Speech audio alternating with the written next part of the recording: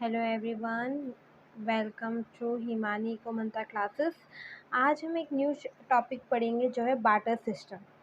Barter system को हिंदी में कहते हैं वस्तु विनिमय प्रणाली, और बार्टर सिस्टम को सीसी इकोनॉमी भी कहा जाता है, commodity to commodity economy. Barter system होता है क्या है, और बार्टर सिस्टम होता क्या है और मनी इवोल्यूशन में क्यों आई, ये सब क्या कारण है, इन सबको हम आज पढ़ेंगे।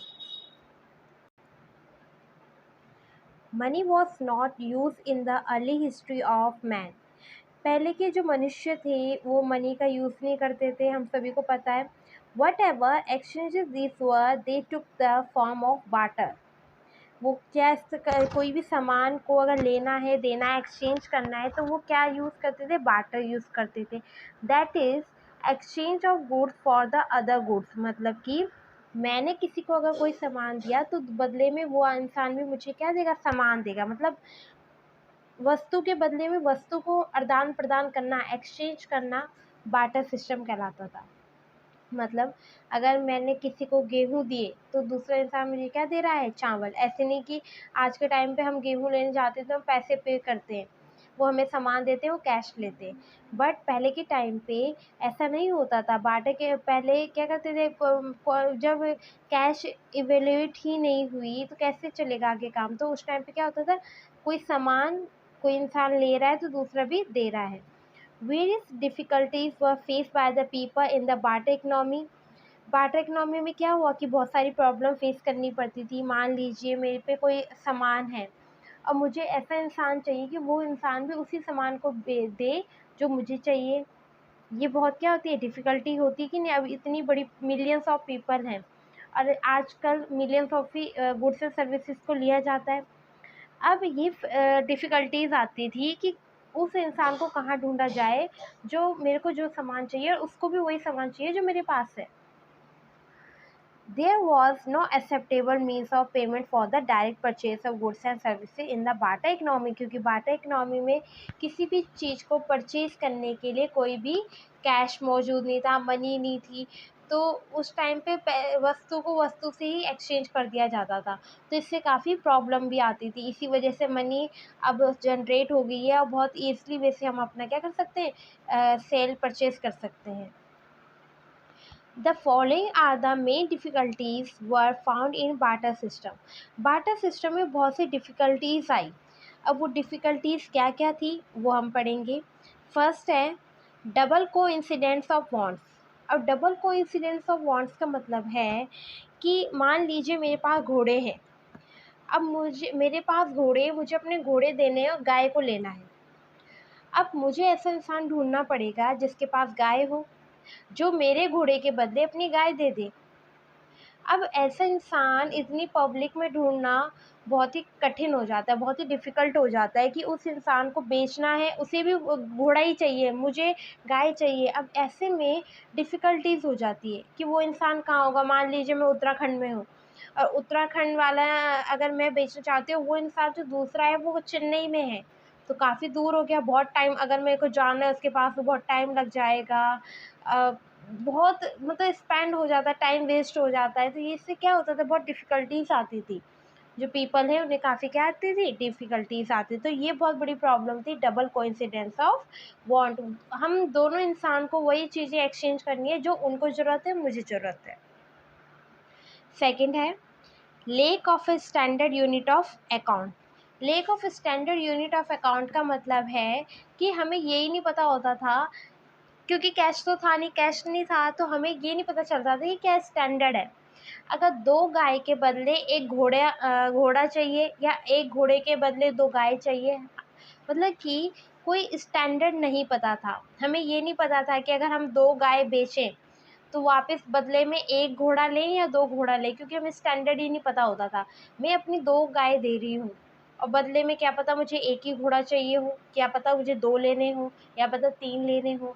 मतलब आपको स्टैंडर्ड ही नहीं पता कि गाय कितने की होगी, कितना, मतलब एक स्टैंडर्ड ही नहीं है। तो ये क्या प्रॉब्लम आती थी, lake of standard unit of account. मतलब कि हमें कुछ पता ही नहीं है। जैसे गोल्ड है, अब नॉर्मल वे में हमारे टाइम पे क्या है कि गोल्ड बहुत महंगा है। अब मैं 1 kg गोल्ड अपना दे दूँ और बदले में सिर्फ 4 किलो गेहूँ ले लूँ, तो ये क्या हो जाएगा, तो लॉस हो जाएगा।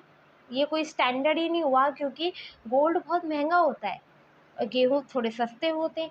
तो इनको एक्सचेंज करना मतलब कि जो हमारे दो पार्टनर्स हैं, दो आपस में जो एक्सचेंज कर रहे हैं, उनमें क्या इंस्टेबिलिटी आ गई, क्योंकि एक इंसान बहुत महंगी चीज़ दे रहा है, दूसरा इंसान बहुत सस्ती चीज़ दे रहा है, तो इससे क्या हुआ, प्रॉब्लम क्रिएट हुई कि नहीं हुई। जो अमीर इंसान है वो तो गरीब हो जाएगा, जो गरीब है वो अमीर हो जाएगा, मतलब कि जो इकनॉमी है वो तो अनस्टेबल हो जाएगी, क्योंकि स्टैंडर्ड का पता ही नहीं है। तो इसी को कहते हैं lack of a standard unit of account. Third है impossibility of subdivision of goods. अब सब डिवीज़न ऑफ गुड्स का मतलब क्या है, जैसे अब हम मेरे पास एक गाय है, मैं बदले में 5 kg वीट ले रही, अब हमें डिवाइड करना है।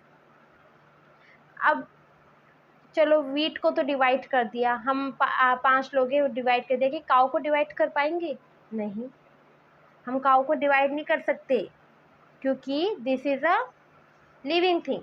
अब लिविंग थिंग को डिवाइड नहीं कर सकते, बट हमें क्या है, अब मैं फैमिली में 5 मेंबर हैं, अब उसको क्या करना पड़ेगा, उन पे प्रॉब्लम ये क्रिएट हो जाती है कि आप किसको डिवाइड नहीं कर सकते, आपकी इम्पॉसिबिलिटी काम हो गया ये, क्योंकि इसका कोई मानक ही नहीं है, कोई स्टैंडर्ड ही नहीं है, डिवाइड नहीं कर सकते। क्योंकि आजकल हम क्या करते हैं, केजी, लीटर्स, इनमें डिवाइड करते हैं किसी भी सामान को। अगर हमारे पास कम ज़्यादा, जैसे दूध देते हैं हमें, कम ज़्यादा नहीं करते, लीटर है तो लीटर तक, 1 लीटर दूध लेते हैं तो 1 लीटर ही दूध मिलता है हमको। और अगर हम गाय परचेज़ करने जाते हैं तो गाय में जितना खर्च होता है, मान लीजिए 10,000 की गाय है तो हम उतना पेमेंट कर देते हैं गाय के लिए। अब हमें एक्सचेंज करना है, क्योंकि वेट तो सस्ता है। अब वीट और गाय में स्टैंडर्ड का हमें पता नहीं चलता, और ना ही हम इसे डिवाइड कर सकते, तो ये क्या हो जाता है, इम्पॉसिबिलिटी और division of goods. Fourth one is lake of information. Lake of information का मतलब ये है कि हमें कॉस्ट का पता ही नहीं चलता। मतलब अब जैसे अब आज के टाइम पे तो हम सबको पता होता है कि गोल्ड का क्या रेट चल रहा है, साबुन का क्या रेट है, नमक का क्या रेट है, मतलब हमें एक स्टैंडर्ड बना हुआ है, तो हम सबके प्राइस, जो भी प्राइस फिक्स होता है उतना पेमेंट कर देते हैं। पर बार्टर सिस्टम में तो कुछ होता ही नहीं था, कोई मतलब किसी को कुछ पता ही नहीं है कितने का प्राइस, कुछ भी नहीं। तो उस टाइम क्या है, नॉलेज क्या है, बिल्कुल वीक है, हमें कोई इन्फॉर्मेशन ही नहीं है किसी चीज़ की, तो उसको लेने और देने में तो बहुत समस्याएं आएगी। अब जो इकनॉमी में डिफ़िकल्टीज आती हैं तो उसका सोल्यूशन भी आता है, इसीलिए मनी सर्कुलेट हुई। जो मनी है, पहले गोल्ड में आती थी, फिर सिल्वर आए, फिर एलॉय मेटल्स आए, अब पेपर करेंसी आई, अब तो प्लास्टिक करेंसी भी आ गई है।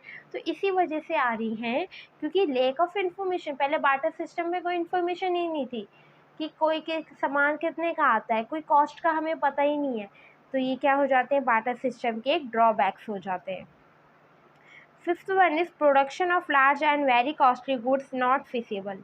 मतलब अब कोई प्रोडक्शन कर रहा है, बहुत लार्ज लार्ज अमाउंट के वो प्रोडक्शन कर रहा है, बहुत कॉस्टली यूज़ कर रहा है सामानों को, पर बार्टर सिस्टम में क्या होता था, कुछ अता पता ही नहीं है किसी भी चीज़ का, कोई प्रोडक्शन करता जा रहा है और लेने वाले गिने चुने हैं, मतलब वो प्रोडक्शन क्या हो गया, फेल हो गया, क्योंकि उसका सामान जो प्रोडक्शन करता है ज़्यादा, उसमें सामान में टेक्नोलॉजी में भी पैसा इन्वेस्ट होता है। अब टेक्नोलॉजी में पैसा इन्वेस्ट होगा तो किसी भी चीज़ का प्राइस तो हाई होगा।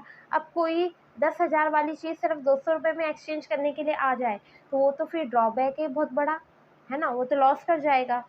तो बार्टर सिस्टम की ऐसी प्रॉब्लम को देखते हुए मनी सर्कुलेट हुई और मनी से काफ़ी प्रॉब्लम सॉल्व आउट हुई। हम जैसे बार्टर सिस्टम में कोई भी स्टैंडर्ड वैल्यू नहीं थी, हम किसी भी चीज़ को स्टोर करके नहीं रख सकते थे। जैसे आजकल हम मान लीजिए हमें कोई सामान लेना है तो हम अपने घर में रख लेते हैं 2-4 हज़ार रुपये, फिर समय आने पे हम क्या करते हैं कि उन पैसों को लेके जाते हैं मार्केट में और अपना जो सामान खरीद के लाना होता है हम ला देते हैं, मतलब हम इसे स्टोर भी कर सकते हैं। अब बार्टर सिस्टम में कोई स्टोर करने का काम ही नहीं था। अगर मान लीजिए मैं चीनी स्टोर करके रखती हूँ कि आने वाले टाइम पे मैं इसको दे के दूसरी चीज़ लूँगी, तो ये क्या हो जाएगा, प्रॉब्लम हो जाएगी। मान लीजिए कोई लेने आया ही नहीं, अब कोई लेने ही नहीं आया तो आपकी चीनी तो गई बर्बाद। चीनी क्या हो गई, बर्बाद हो गई। तो आप फार्मर के लिए क्या हो गया, एक ड्रॉबैक हो गया, वो फ्यूचर पेमेंट के लिए भी नहीं सोच सकता है, डेफर पेमेंट्स होता है, फ्यूचर पेमेंट के लिए भी नहीं सोच सकता है वो।